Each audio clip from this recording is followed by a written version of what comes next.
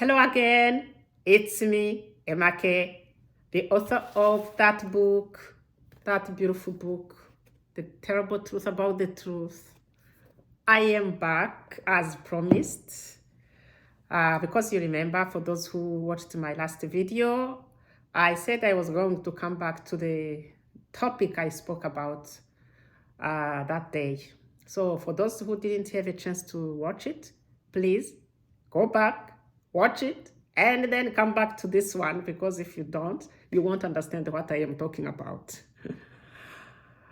And for those who watched it, you remember the discussion I had with that radio host, and the questions I kept asking myself, like, have I ever been a victim of racism in Canada? And you remember I said yes. Yes, I have been. And although I said I don't think I want to write about it, or I can't write a book about it. But yes, I have been once, or more than once, a victim of racism in Canada. So what happened? I'm going to explain to you by reading a letter I wrote to a chief of police, when I was unfairly treated by a police officer. And for confidentiality reasons, I will be referring to that police officer as Constable X. And the letter goes like this. Bear with me, I'm going to read it for you. It says, Dear Chief, I am a black woman who felt very unfairly treated after an incident with another woman who made an accusation of an auto accident that never happened.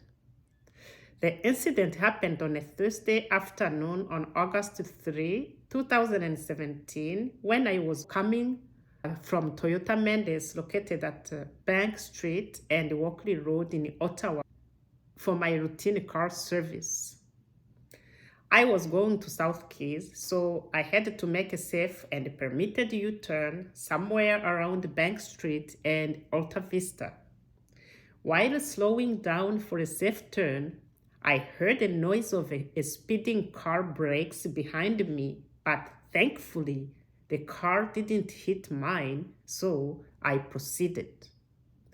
I pulled off at RBC Bank in South Keys, where I was going, and suddenly I saw an angry woman taking pictures of my car and getting out of her Mercedes Benz, and she started to bang my car window while yelling at me. I asked her what she wanted, and she said she wanted my driver's license and my insurance because I hit her car a few minutes earlier. I asked her how I could have hit someone and not feel it. And I got out of my car and I asked her to show me the damage on my car, and she didn't even look at it. I looked at her Mercedes Benz and it didn't show any single scratch, and I asked her to show me where her car was damaged, and she couldn't find any damage. So I asked her what she wanted, and she continued to yell, threatening to call the cops.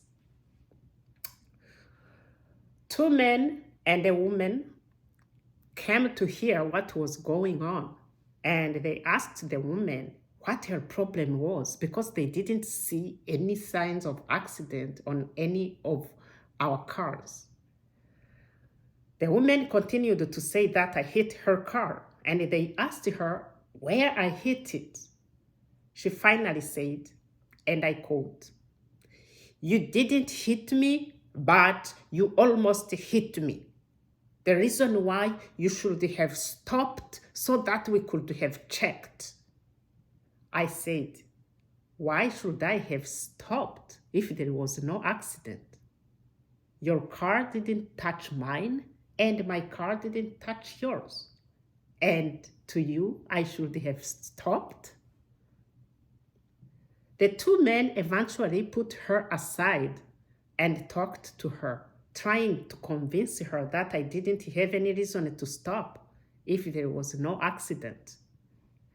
After a few minutes, they came to me and told me that the problem was solved. I asked them if they could give me their names in case that woman claims for insurance, and they said there was no need because the woman had finally agreed that there was no problem to begin with. I went home thinking the problem was solved, but was it really solved? I wish I had more time to explain more about how this story unfolded. Unfortunately, I am running out of time. I have something very important to take care of. But please, please, please, I beg you, don't miss my next video so that you can hear how this ended. Because you never know, you may be taking your skin color for granted. Thank you, and see you next time.